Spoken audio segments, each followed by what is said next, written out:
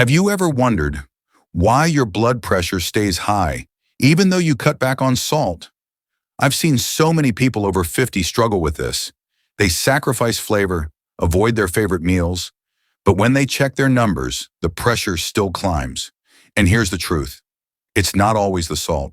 There's something deeper hidden in the way our body works.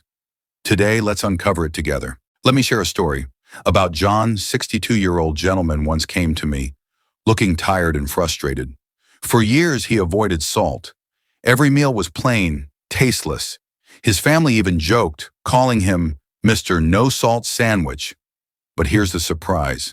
His blood pressure, still high, always around 150/95. Have you ever felt like that? You try so hard, you sacrifice your joy, and yet nothing changes.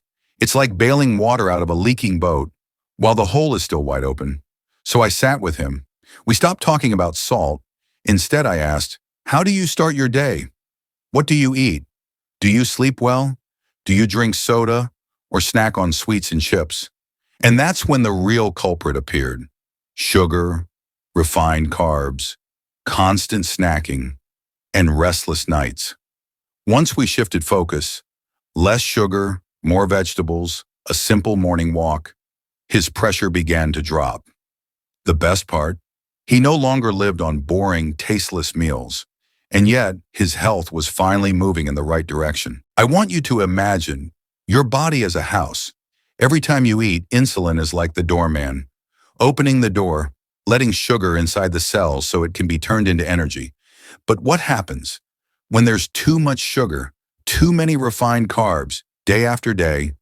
The door begins to jam, the hinges rust, and slowly, the body stops hearing insulin's knock.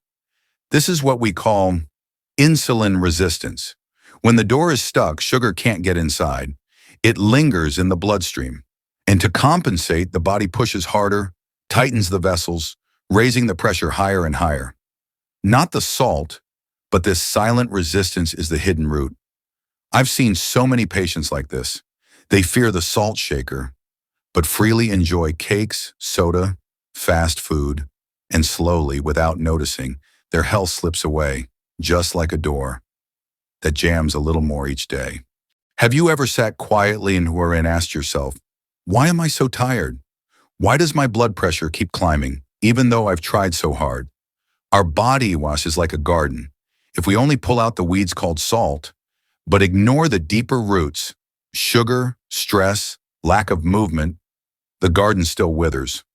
I once had a patient, a 65-year-old gentleman, very disciplined.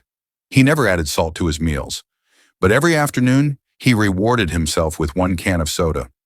Just 1 can, doc, he laughed. But after years of repetition, that just 1 can stiffened his arteries and pushed his pressure higher and higher. It made me reflect. Sometimes the small familiar things carry the heaviest weight. So here's the question for you. Are you tending to the right roots, or are you still busy trimming the leaves on the surface? Here's the good news. The human body has a remarkable ability to heal. Think of a dry sponge. Once you soak it in fresh water, it softens, it regains its flexibility. Your blood vessels are the same. When you restore insulin sensitivity, your arteries become more elastic and blood pressure begins to settle. So how do we get there? Not with complicated formulas, but with simple everyday steps. Walk each day. Let your muscles pull sugar out of the blood without needing so much insulin. Fill your plate with greens and fiber to slow the sugar's rush into your system. Learn to relax. Breathe deeply, because stress itself is a hidden driver of high pressure. And sometimes give your body a break. Pause from constant snacking and let it reset. Every small change is like planting a seed in the garden of your health. With patience and care, you'll see the garden turn green again, and the river of life flow more gently through you. You see, blood pressure is not just a number on a screen. It's a reflection of a journey.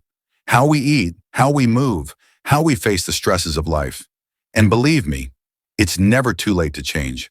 I've seen patients at 70, even 75, regain their vitality, their inner calm, with simple steps, practiced with patience. So today I want to leave you with a question. What seed will you plant for your health starting tomorrow? If this message resonates with you, share it with your friends, your loved ones, because sometimes a small reminder can save a heart, can save a life. Slow down, live with more balance, and let your blood pressure return to its natural rhythm, gentle and steady, like the life you truly deserve. If you found this video helpful, don't forget to hit the like button, subscribe, and turn on the bell.